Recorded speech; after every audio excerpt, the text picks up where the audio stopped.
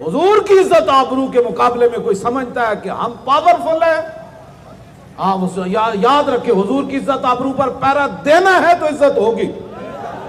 جو عزت چاہتا ہے پہلے حضور کی عزت کرنا سیکھے اور حضور کے گستاخوں سے برات کا اعلان کرے۔ کہ عشق سیکھنا ہے تو ان غلاموں سے سیکھو،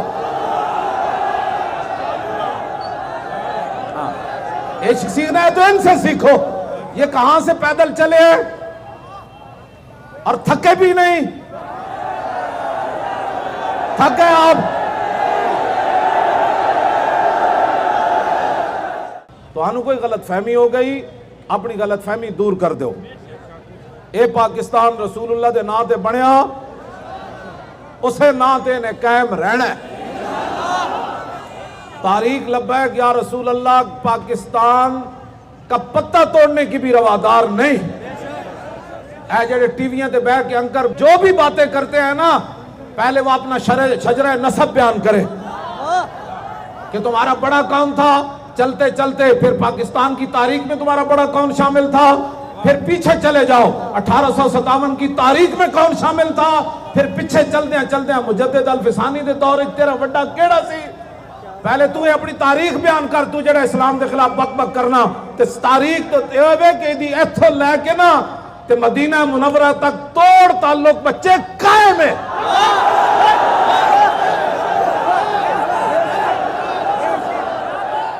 حضور کے ساتھ دشمنی کرنی، توجہ بھائی، نبی علیہ السلام سے دشمنی کرنی یا حضور کے دشمن کے ساتھ کھڑا ہو جانا ایک ہی بات ہے۔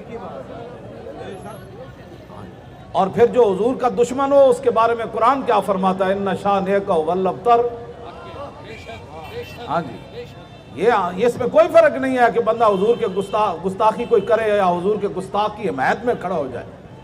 آپ نے قربانی کے لیے بالکل تیار رہنا ہے،